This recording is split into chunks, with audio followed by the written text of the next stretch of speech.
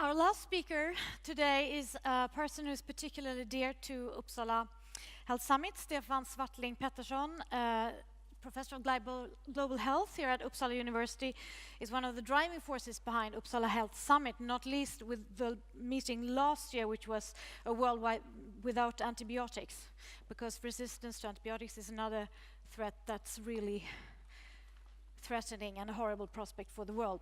In January this year, Stefan was called by UNICEF to become Chief of Health Section in New York. And in this new function, he is back in Uppsala to talk about the needs and rights of children. Give him a warm hand.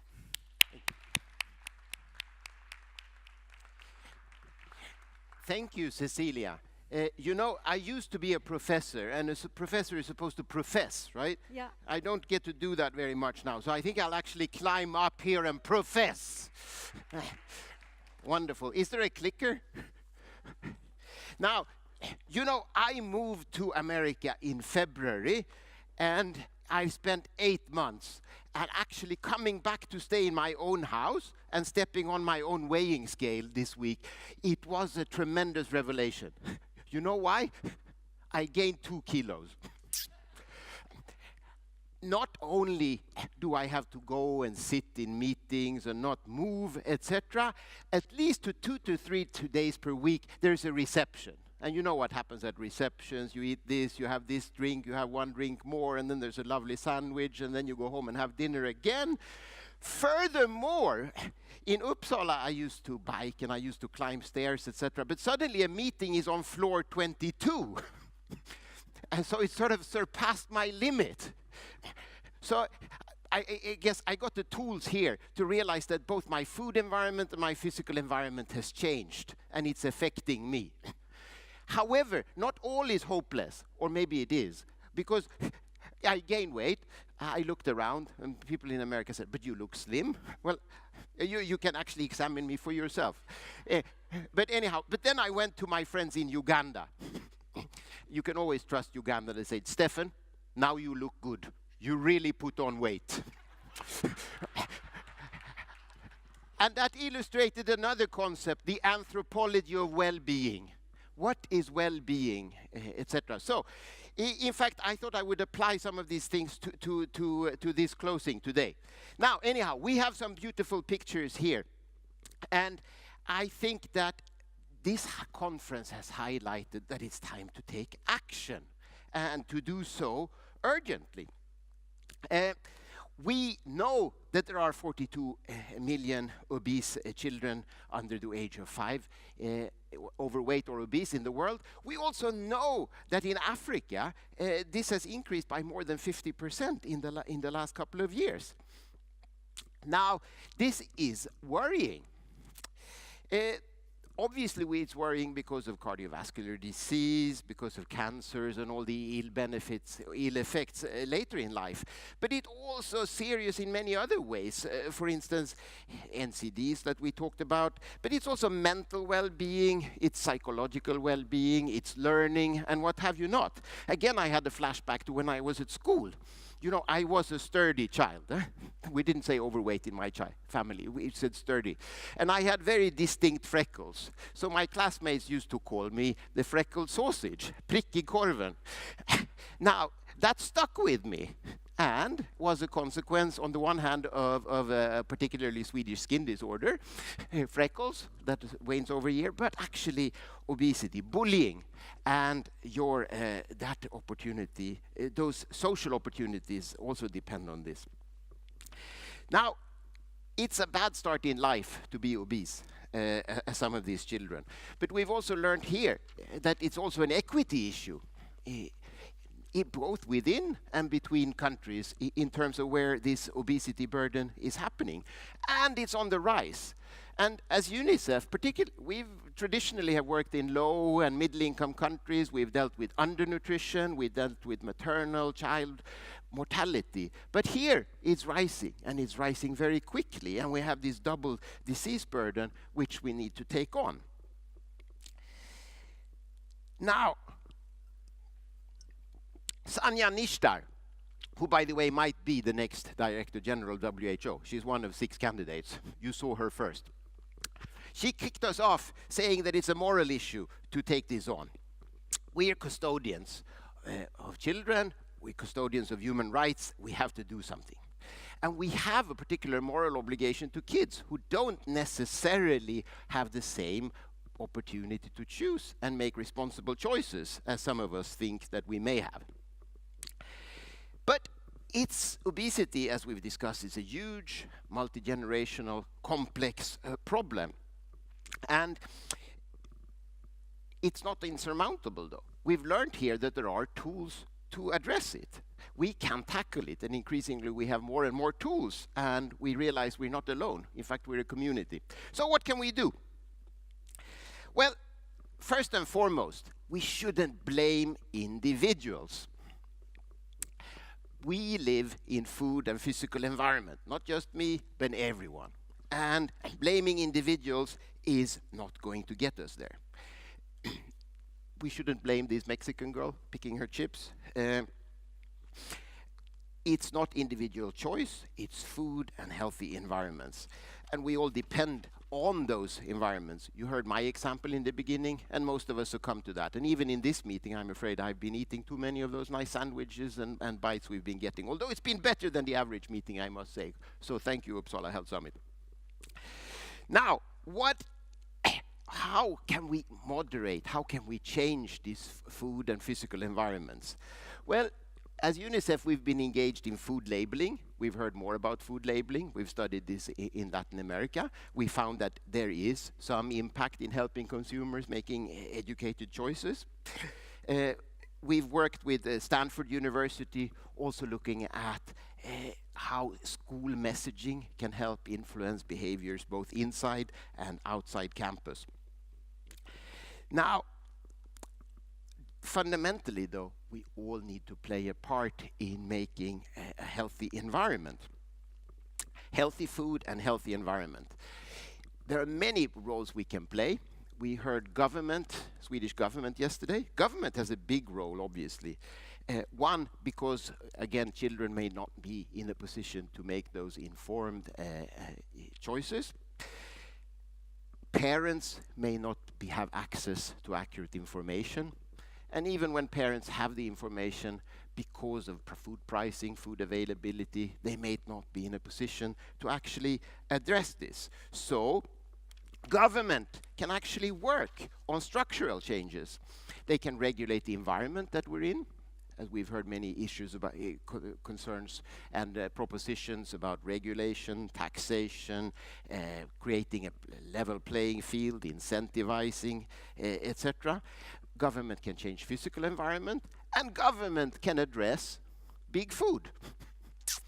And big food can also address itself.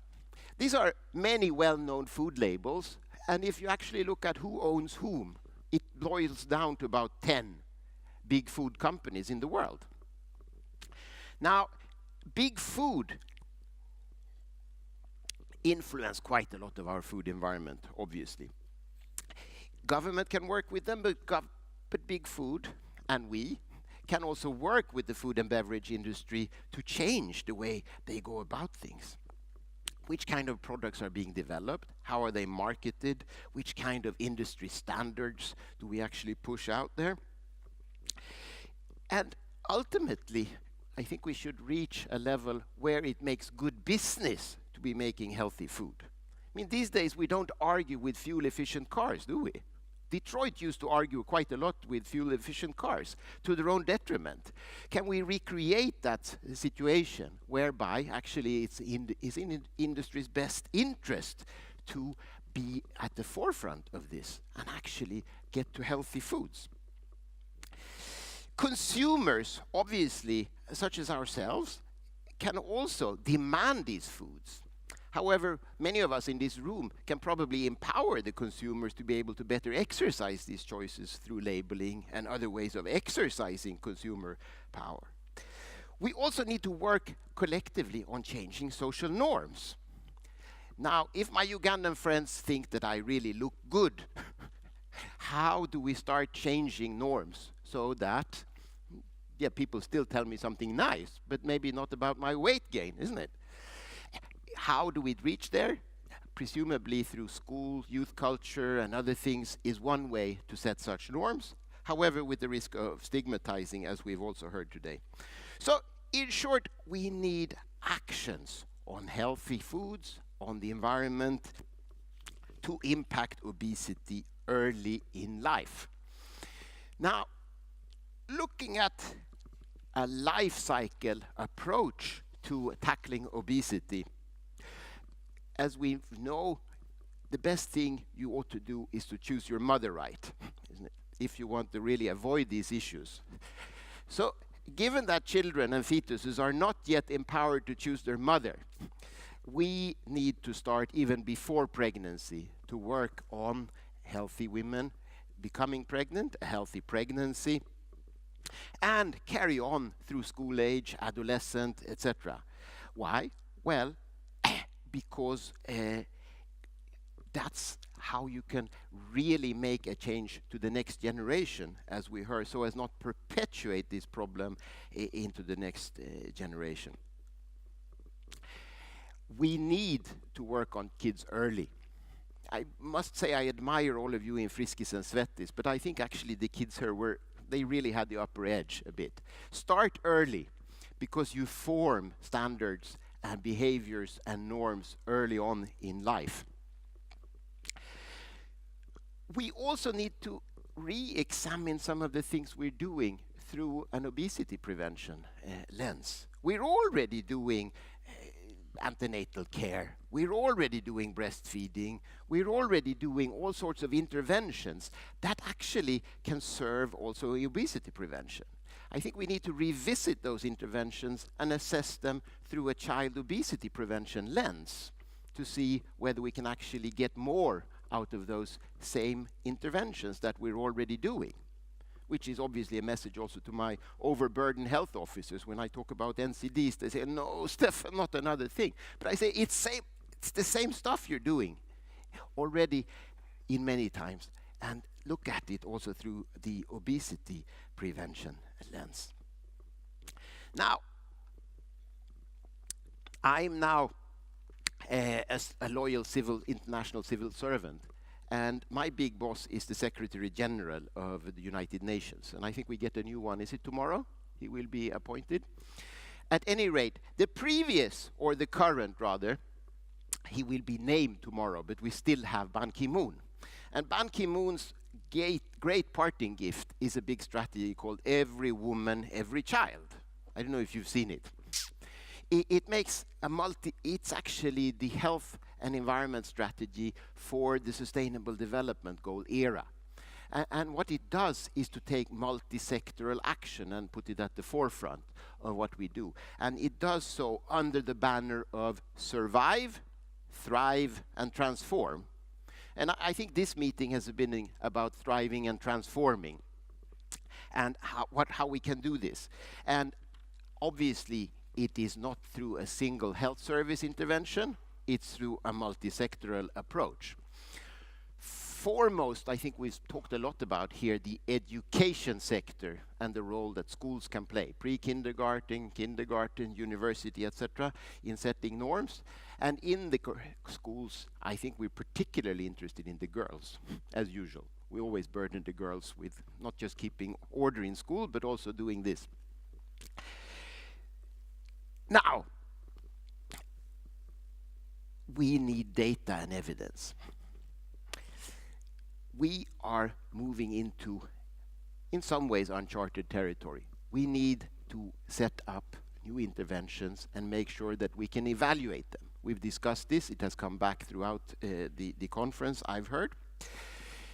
We also need to include measures of NCDs, obesity, NCD prevention, in the big measurement work we do. The demographic and health survey, the multiple indicator cluster survey, the living standard surveys, etc., so that we start getting routine data and trends on this. This we're working on. Ideally, we should also be doing biological risk markers in schools when we work on this. We should be working on school environments. However, in so doing and taking on these multi-sectoral interventions, I think it's not just a question of evaluating whether there was an effect or not. It's also a question about embedding research within the implementation so that we know what works and what doesn't work and how we can tweak it. We heard about money here. I think we need more information on effects and also on costs so that we're able to talk about cost effectiveness, but also cost benefit language, which is useful when you go to the Ministry of Finance. We need to have data and evidence and monitoring of corporate behavior, not just corporate intentions, but also corporate behavior. And in conclusion, I'd like to say that increasingly we know what to do. I think we've heard many examples here. Certainly we don't have, for now, what in UNICEF we like to call programmable evidence at a large scale. And maybe unlike some of the child survival measures we've been doing very successfully over the last few decades, there is no silver bullet here. We're going to have to contextualize this to different settings. We're going to have to segment the world and do different things depending on mortality levels, nutrition levels, and what have you not. And we need to be cognizant that we're intervening in complex social systems, which also may result in unexpected effects, thus embedding research into our interventions and evaluating them. We are all aware of the tremendous cost of inaction. And I think there's an increasingly international resolve to do something about it. And we've neglected this area for too long. It started to grow on us, but now we're ready to act. So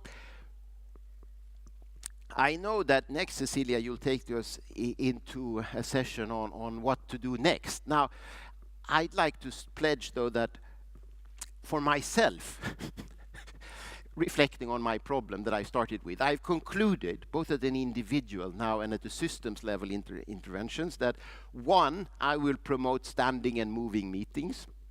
I'm still contemplating whether we should have Friskis and Svettis in our meetings or not, or whether I should make do with the Swedish frog dance, which we didn't practice. When I go to receptions, I'll only take 3 of those beautiful snacks that they carry around. And I will actually deduct that from the dinner plate when I come home. And my office is on floor 8, and when I come running in the morning, or rather biking as I still do, I take the elevator up. But I've resolved on the physical environment that when I go to a meeting on the 13th floor or whatever, any difference in levels less than 5 floors, I'll take the stairs. So those are sort of my personal and systemic conclusions to this, because I'm going to make my, of course, my co-workers do the same to the extent I can. So thank you. We look forward to next steps. And as UNICEF, we've stepped across the 5th birthday. We're starting to take on the school age and the adolescent child. We're taking baby steps, as it were, but we look forward to being in touch and learning from all of your activity in the coming years. Thank you.